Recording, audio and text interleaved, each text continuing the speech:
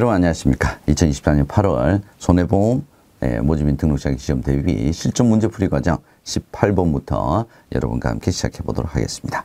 자, 18번 문제는 4점짜리죠. 4점짜리. 모집자 실명제 및 상품 설명제에 대한 설명으로 맞는 것 한번 찾아보도록 하겠습니다.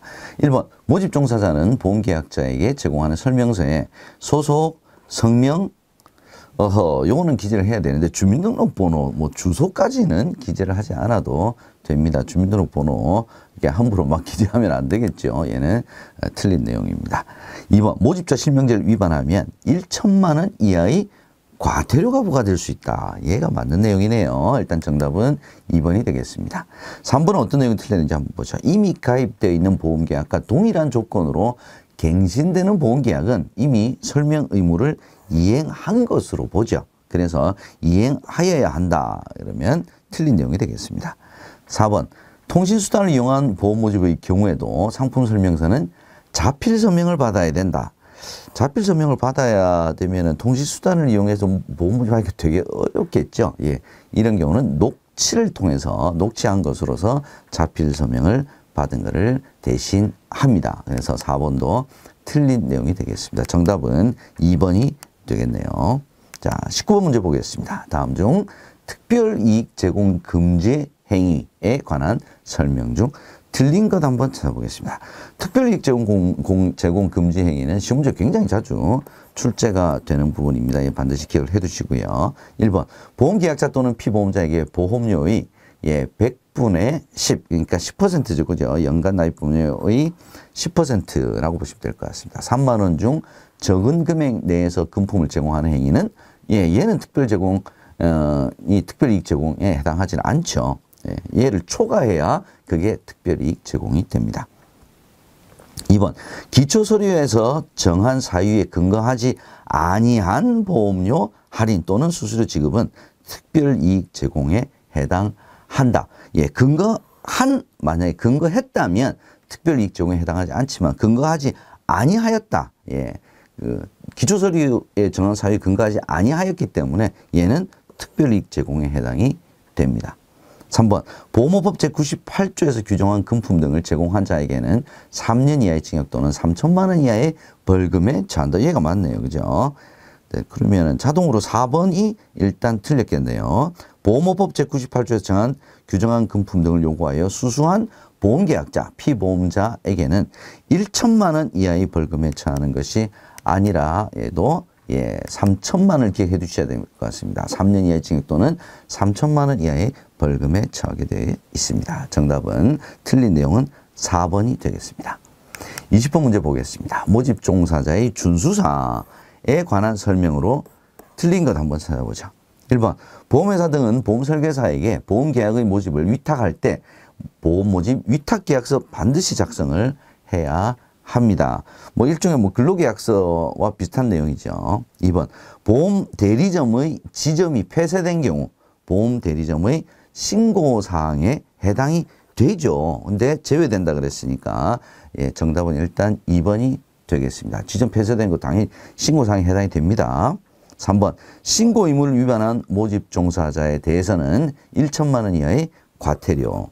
맞죠? 4번, 모집 종사자는 등록 신청 시 제출한 서류에 변동사항이 있을 경우에 반드시 이를 신고해서 정정해야 되겠죠?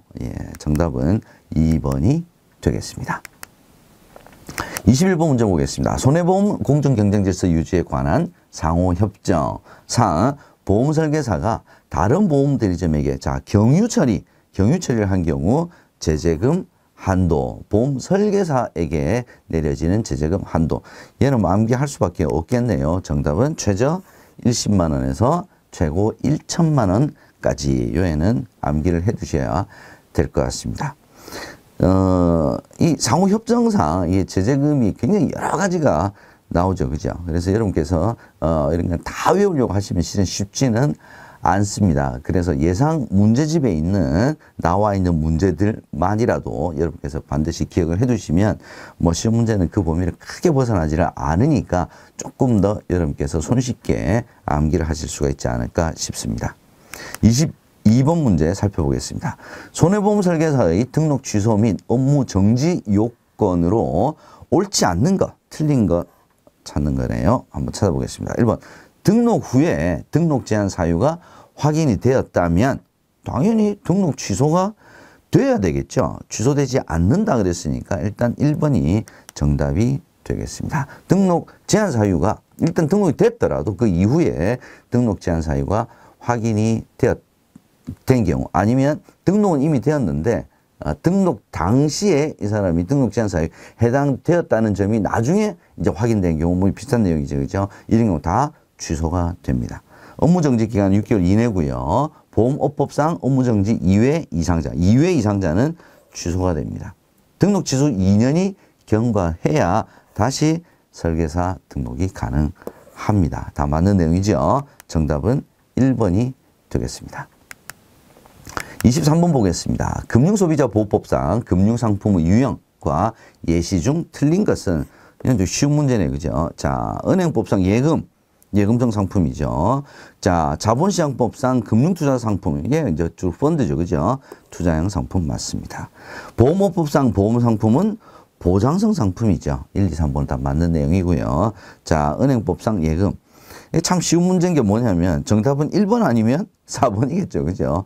예, 예금은 예금성 상품이고요. 대출성 상품은 대출이라 해야지 대출성 상품에 해당이 되겠죠. 정답은 4번이 되겠습니다. 다음 24번 문제 보겠습니다. 다음 중 불완전 판매 방지 교육 대상자 선정을 위한 불완전 판매에 해당하지 않는 것은, 그러니까 불완전 판매가 아닌 것 말하는 거죠. 그죠? 품질 보증 해지, 민원 해지, 계약 무효, 얘가 다 불완전 판매죠. 보험 계약 내용 변경은 불완전 판매와는 관련이 없습니다. 정답은 3번이 되겠습니다. 25번 문제 살펴보도록 하겠습니다. 우수인증 설계사 제도네요. 우수인증 설계사에 관하여 바르게 설명한 것은 하나씩 찾아보겠습니다. 1번, 동일 회사의 최소 5년이 아니라 3년이죠. 3년. 3년 이상 근속을 해야 합니다. 2번, 신청일로부터 1년 이내에 보험업법 및 금융 관련 법령에 의해 처벌받은 경력이 없어야 한다. 자, 신청일로부터 1년이 아니라 신청일로부터 3년이죠. 3년. 그죠? 3번, 불완전 판매 비율은 연간 1% 이하 요건이 아니라 아예 불완전 판매 사실이 없어야 됩니다. 없어야 됩니다. 그러니까 0이어야 된다는 거죠. 그래서 1, 2, 3번은 다 틀린 지문이 되겠고요. 정답은 4번이 되겠습니다. 4번 어떤 내용일까요? 직전 연도 1월부터 12월까지 보험 설계사의 실적을 기준으로 인증을 부여한다. 1월부터 12월까지 기억을 해두시기 바랍니다. 다음 26번 보겠습니다. 보험의 기본 원칙 중 손해보험 고유의 원칙. 손해보험 고유의 원칙은 암기하셔야 됩니다. 정답은 이득 금지의 원칙이죠. 손해 이상 보상을 받을 수가 없고요. 예, 현재 가치를 넘어서는 보상받을 수가 없다. 이렇게 보시면 되겠죠. 정답은 1번입니다. 27번 보겠습니다. 다음 중 의무보험에 해당하는 것은 기업휴지보험, 여행자보험, 체육시설업자 배상책임보험, 단체상해보험. 예, 잘 만약에 모르시겠으면 자, 어떤 걸 의무적으로 가입을 시킬까? 예, 의무라고 하는 것은 뭐 법적으로 반드시 가입을 해야 돼. 뭐 이런 거죠. 기업휴지보험, 여행자보험, 단체상해보험은 개인의 자의에 의해서 판단하는 거죠. 그러나 체육시설업자 배상책임보험은 체육시설업을 만약에 운영을 하려고 그러면 체육시설업을 운영하는 고객들이 있을 거 아닙니까? 그런 경우에 만약에 뭐 사고가 발생했다 이랬을 때 배상 책임을 할 수 있는 이 책임보험은 반드시 가입해야 되는 의무보험에 해당이 되는 겁니다. 정답은 3번이 되겠습니다. 자, 그 이외에도 자동차 책임보험, 특수건물 화재보험, 그죠? 그 다음에 원자력 보험, 다중이용업소 화재배상 책임보험, 이런 것들이 다 의무보험에 해당이 되겠습니다. 28번 보겠습니다. 의료기관의 자동차 보험 관련 사기를 근절하기 위한 자동차 손해배상보장법의 내용 중 틀린 거 한번 찾아보겠습니다. 1번, 교통사고로 입원한 환자는 외출 외박 시 반드시 허락을 받아야 되겠죠. 의료기관은 허락을 받아야 되고요. 그 기록을 다 남겨두어야 됩니다. 그게 2번 내용이네요. 의료기관은 교통사고 입원 환자의 외출 외박 관련 사항을 기록 관리해야 합니다. 이거 안 하면 예, 과태료 물죠. 3번. 외출 외박 기록에는 환자와 의료인의 서명 날인, 서명 날인을 해야 되겠죠. 1, 2, 3번은 다 맞는 내용입니다. 그러면 정답은 일단 4번이 되겠네요. 뭐가 틀렸을까요? 입원 중인 교통사고 환자의 상태가 호전이 되어서 더 이상 입원 치료가 필요가 없는 경우, 불필요한 경우 퇴원 지시할 수 있습니다. 다른 의료기관으로 전원 지시도 할 수 있다라고 해야 되는데 없다라고 했으니까 4번이 틀린 내용이 되겠습니다. 29번 문제 보겠습니다. 자, 특정범죄 가중처벌법상 음주운전으로 사람을 사망하게 돼요. 사망.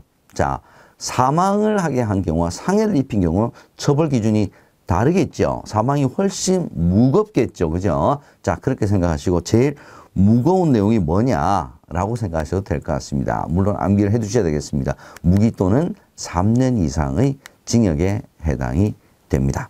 자, 그러면 음주운전으로 사람을 다치게 한 사람은 1년 이상 15년 이하의 징역 또는 1천만 원 이상 3천만 원 이하의 벌금에 처해집니다. 그래서 다치게 한 경우, 사망에 이르게 한 경우의 처벌 기준을 구별을 해서 여러분께서 알아두셔야 될 것 같습니다. 30번 보겠습니다. 보험회사 및 보험계약자의 주요 의무에 대한 설명으로 옳은 것. 1번, 보험회사가 계약자로부터 청약과 함께 보험료의 일부만 받은 경우 보험회사는 승낙 전 보험사고에 대해 책임을 지지 않는다. 자, 보험료 일부를 일단 받았죠. 받았으면 일단 보상은 개시가 된다라고 보셔야 됩니다. 그래서 청약을 거절할 만한 사유가 없는 한 보상 책임을 져야 합니다. 2번, 보험 수익자의 중과실이 있었어요. 중과실이 있었으면 보험회사는 보험금을 지급하지 않습니다. 고의 중과실. 자, 이런 경우는 보험회사를 지급을 하지 않는다. 이렇게 보셔야 될 것 같습니다. 3번. 보험계약자는 위험 변경 증가 통지 의무를 부담을 합니다. 그래서 위험이 변경되거나 증가가 되었을 때는 보험회사에 즉시 통지를 해야 되고요. 이를 만약에 위반했다. 그러면 보험회사는 그 사실 안날로부터 몇 개월 이내 1개월 이내에 보험계약을 해지를 할 수가 있습니다. 자, 그러면 1, 2, 3번은 다 틀린 내용이 되겠네요. 4번이 맞는 내용인 것 같습니다. 보험계약자의 보험료 반환 청구권 소멸시효 나왔네요. 누구의 청구권입니까? 계약자 내지 피보험자의 청구권 소멸시효는 내용과 불문하고 무조건 3년.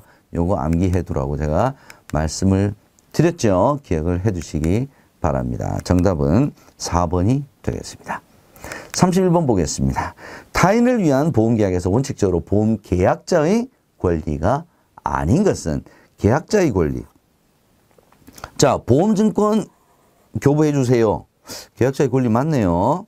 보험료 감액을 청구하겠습니다. 보험료를 낮추겠습니다. 계약자의 권리 맞는데요. 고지 수령권, 그러니까 고지 의무, 계약자 알리는 의무 같은 거죠. 이 고지 수령권은 계약자가 가지는 것이 아니라 보험회사가 가지겠네요. 이건 고지 의무를 수령하는 것은 보험회사 내지는 보험의, 그죠? 예, 고지 수령권이 있는 자의 권리가 되겠습니다. 그래서 일단 정답은 3번이고요. 보험료 반환해 주세요. 이것도 보험료 낸 사람의 권리가 되겠죠. 그래서 정답은 3번이 되겠습니다. 32번 보겠습니다. 다음 보기의 보상 방법이 적용되는 보험의 종류는 무엇인가? 보기의 보상 방법이 무엇일까요? 한번 살펴보죠. 보험회사는 각자의 보험 가입 비율에 따라 여러 보험회사가 일단 조인이 됐다는 소리네요. 피보험자에게 연대 책임을 진다. 연대 책임을 진다 그러면 암기하십시오. 연대 중복보험 이렇게 기억을 해주시면 될 것 같습니다. 보험가액 한도 내에서 실손보상을 하는 것은 바로 중복보험에 대한 설명이 되겠습니다. 자, 이번 시간 마지막 문제 33번 문제입니다. 보험 관련 기간에 대한 설명으로 틀린 것 한번 찾아보겠습니다. 보험 대리점의 연수 자격시험은 연수원에서 주관을 합니다. 맞네요. 보험과 관련된 정보의 수집 제공 및 통계 작성. 요거 개발원에서 하죠. 금융기관에 대한 검사, 감독 업무는 감독원에서 하죠. 1, 2, 3번 다 맞는 내용입니다.